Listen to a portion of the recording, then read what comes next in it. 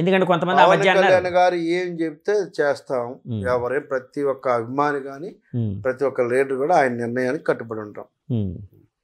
So power sharing అనేది ఒక అడ్డంకి కాదని అంటారు మీరు. అస్సలు ఒకవేళ వైసీపీ గవర్నమెంటే మళ్ళీ వచ్చిందనుకోండి, మీ పరిస్థితి ఎలా ఉంటుంది? అద్భుతంగా ఉంటుంది. ఎలా సార్? వైఎస్ఆర్ కాంగ్రెస్ పార్టీలో తెలుగుదేశం అధికారంలో ఉండగా నేను ఫైట్ చేయలేదా? రోజు రోడ్ల మీద ఉన్నాగా.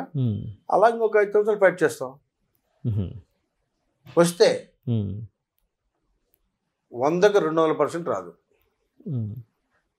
తల కిందకి కాలుపైకి ఎత్తినా రాదు. బ్రహ్మదేవుడు ఇలా చక్రం తిప్పినా అలా కాదు సార్, రాసి పెట్టుకో.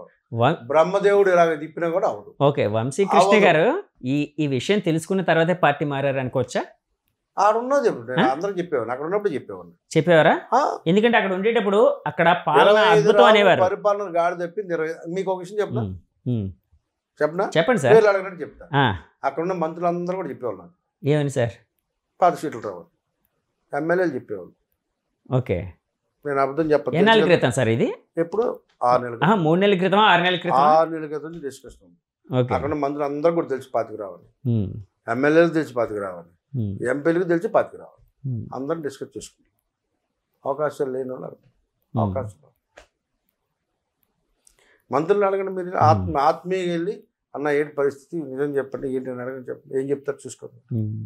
ఏ మంత్రిని అడగండి. ఓకే, మైక్ ప్రెస్ మీట్ పెట్టి చెప్తే అబ్బా వచ్చారు పులు వచ్చారు అంటారు. అదే కాదు, ఇంటర్నల్గా అడగండి. 1-to-1 మీకున్న రిలేషన్ ఏంటి అని అడగండి. నేను చెప్పింది కాకుండా ఇంకోటి చెప్తే అప్పుడు నా మాట నమ్మద్దండి. ఓకే, నాకు అందరు చేసేవాళ్ళు, ప్రతి మంత్రికి తెలిసే విషయం. ఓకే సార్, ఇప్పుడు గంటా గారితో మీ రిలేషన్ ఎలా ఉందండి? అంటే మీ పాత మిత్రులే కదా?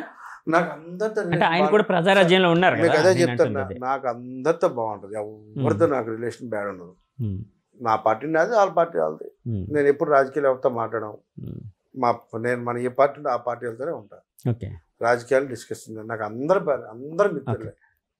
మీరు మొన్న యువగలం టైంలో, లోకేష్ గారి యువగలం టైంలో మీరు కూడా వెళ్ళి కలిసినట్టు ఉన్నారు కదండి? అంటే మీ స్టాండ్, మీ పార్టీ స్టాండ్ ప్రకారం అస్సలు ఎవ్వరు కలవలేదండి? అస్సలు. అంటే మీ జనసేన నాయకులు కూడా పాల్గొన్నారు కదా?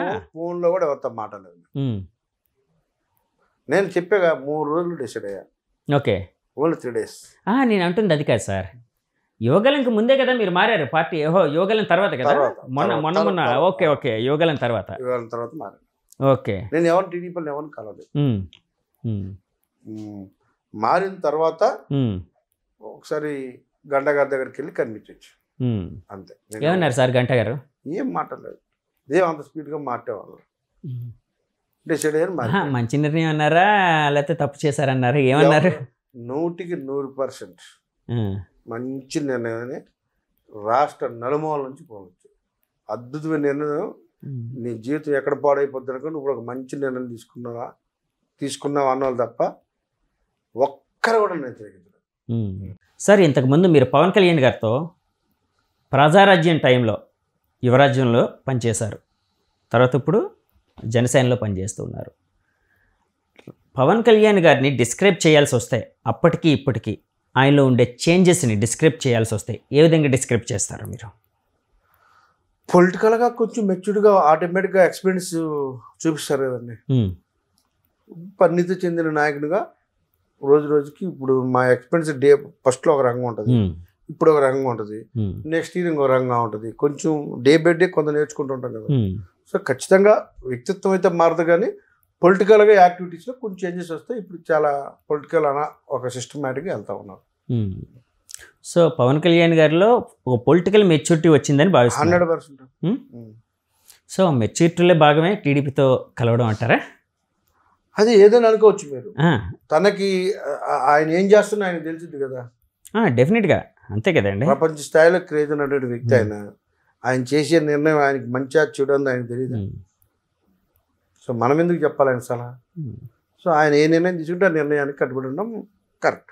సార్, ఇప్పుడు మీరు వైజాగ్ అర్బన్ ప్రెసిడెంట్ కాబట్టి అడుగుతున్నానండి. మన వైజాగ్ పార్లమెంటరీ పార్టీ అంటే టీడీపీ అభ్యర్థి నిలవబోతున్నారా, జనసేన అభ్యర్థి నిలవబోతున్నారా? ఏమో ఇంకా నిర్ణయం కంప్లీట్ అవ్వలేదు కదండి. ఎందుకు అడిగానంటే కేఏ పాల్ గారు ఇక్కడ ఎంపీ అవుతానంటున్నారు, దాని మీద మీ కామెంట్ ఏంటండి? కేఏ ఎవరైనా అవ్వచ్చండి, ఇక్కడ ఏముంది, కేఏ పాల్ అవ్వచ్చు, లేకపోతే ఇంకొక పాల్ అవ్వచ్చు, ఎవరైనా అవ్వచ్చు, దానికే ఉంది. అంటే కేఏ పాల్ గారిని ఒక రాజకీయ నాయకుడిగా అంటే మీరైతే చూస్తూ ఉంటారా? నేను బాగా మూడు బాగాలైనప్పుడు కేఏ పాల్ గారి యొక్క వీడియోలు చూసి నవ్వుకుంటాను. దేనికి అంటే ఏంటి సార్ ఆయన మాట్లాడే ఆయన మాటలు బాగుంటే హ్యాపీగా ఎంజాయ్ చేస్తాను.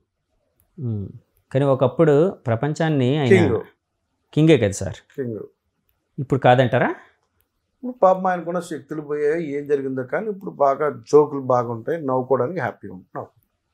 అలాగే జేడి లక్ష్మీనారాయణ గారు ఆయన కూడా ఇక్కడ వైజాగ్లో చేస్తానంటున్నారు కదా, అంటే వేరే పార్టీ కూడా పెట్టుకున్నారు ఆయన. సో ఆయన పార్టీ మీద లేకపోతే ఆయన పోటీ చేసే చెప్పండి సార్. తప్పకుండా. ఏముండదు, జీరో అయిపోయింది. మన ఎలక్షన్లో ఆయన కంటెస్ట్ చేసిన తర్వాత ఆయన అలాగే అదే పార్టీలో కొనసాగి ఉంటే, జనసేనలో కొనసాగి ఉంటే విశాఖపట్నం ఎంపీ ఆయనే. ఓకే. ఇవాళ ఆయన పొలిటికల్ అన్మెచ్యూర్డ్ నిర్ణయాల వల్ల పొలిటికల్ జీవితం కెరీర్ క్లోజ్, ఇంకా నో ఛాన్స్. ఓకే. అది తీసి మరి నా పర్సనల్ ఒపీనియన్. ఓకే, మీ పర్సనల్ ఒపీనియన్. ఒకవేళ మారి ఉంటే అటు తెలుగుదేశం పార్టీలకు లేకపోతే ఏ వైసీపీలకు వచ్చి నుండుంటే ఇంకొక రకమైన జీవితం ఉండేది, పొలిటికల్ కెరీర్. అప్పుడు ఆయన ఏంటంటే ఆయన ఏదో అక్కడ తెలిసి ఎక్కడ తిరిగి వచ్చి నేను సొంత జై భారత్ ఏదో పార్టీ పెట్టుకుని ఇవన్నీ అవే కావండి పల్లాము. సో బ్లండర్ మిస్టేక్ ఆయన. సరే, ఇప్పుడు బయట వినిపించేది ఎప్పుడు మీ అధినాయకత్వం నుంచి కూడా వినిపించేది ఏంటంటే ఎన్డీఏలో మేము భాగస్వాములం, అంటే బీజేపీతో కలిసి ఉన్నారు, కానీ స్టేట్ విషయానికి వచ్చినప్పటికి టీడీపీతో కలిసి ఉన్నాము అంటూ ఉంటారు. అంటే ఇది రాబోయే ఎలక్షన్లో మిమ్మల్ని గజిబిజికి గురి చేసే అవకాశం లేదనుకుంటున్నారా? కలిసే ఉన్నారు కదా, ఎందుకంటే జనాలు ఇప్పుడు మీరు బీజేపీతో ఉన్నారా టీడీపీతో ఉన్నారో రెండుతో కలిసి ఉన్నాం. కానీ పార్టీ ఇప్పుడు బీజేపీ అనేది మీ దాంట్లో కలవలేదు, కూటమిలో కలవలేదు. ఇక్కడ ఎలక్షన్కి కంటెస్ట్ చేసినప్పుడు తెలుస్తుంది, కూటమిలో కలవకపోతే అప్పుడు పక్కన పెడతారు, కలిస్తే కలిసి ఉంటారు. ఓకే. ఒకవేళ బీజేపీ పార్టీ మీ కూటమితో కలవలేదు అనుకోండి, ఇక్కడ కలవకపోతే ఏం లేదు, అయినా కూడా మీరు ఎన్డీఏలో భాగస్వామి అంటారా? వాళ్ళ పనికి వాళ్ళు పని చేస్తారు. ఇప్పుడు ఒక విషయం చెప్పండి, మీరు వైఎస్ఆర్ కాంగ్రెస్ పార్టీ ఎన్డీఏలో భాగస్వామ్యా? కాదండి. కాదు. సపోర్ట్ చేయట్లేదా? సపోర్ట్ చేస్తున్నారు ఇంటర్నల్గా, కానీ నేను అంటలేదు. అంటే దాన్ని ఏమంటారు? ఓకే, దాన్ని ఏమంటారు? ముస్లిం మైనారిటీస్ క్రైస్తవ ఓటు బ్యాంక్ కోసం వాళ్ళతో పోటీ చేయట్లేదు తప్ప రెండు ఒకటే. ఎన్డీఏలో కలవట్లేదు, బీజేపీతో కలవట్లేదు, రెండు ఒకటే. చిన్నపిల్లడు చెప్తాడు వైసీపీ బీజేపీ ఒకటే అని.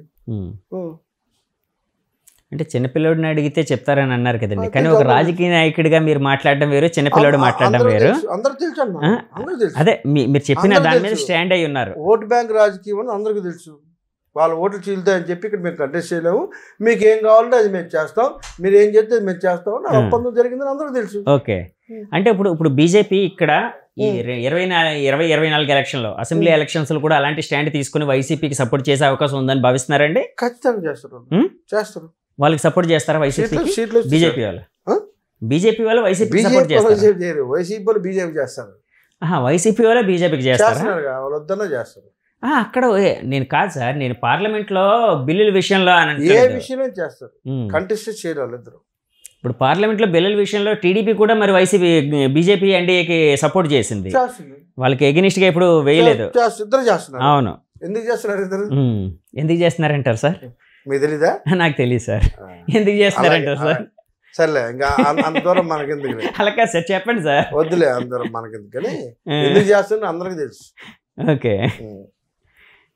సో ఫైనల్గా ఉత్తరాంధ్రలోని మీ జనసేన పార్టీ ప్రభావం ఎలా ఉండబోతుంది? ఉత్తరాంధ్రలో జనసేన వచ్చే రోజుల్లో నెంబర్ 1 ప్లేస్లో ఉంటుంది. అంటే టీడీపీని డామినేట్ చేసి, అన్ని పార్టీలను డామినేట్ చేసి ఫస్ట్ ప్లేస్లో ఉంటుంది. మీరు రాసి పెట్టుకోండి. అంటే ఒక్క ఉత్తరాంధ్రలోనే ఆంధ్రప్రదేశ్ ఉత్తరాంధ్ర అడిగారా?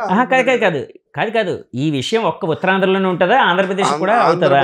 అంతలా కూడా పార్టీ బలోపేతం అవుతుంది, రోజు రోజుకి బలోపేతం అవుతుంది. రోజు రోజుకి అందులో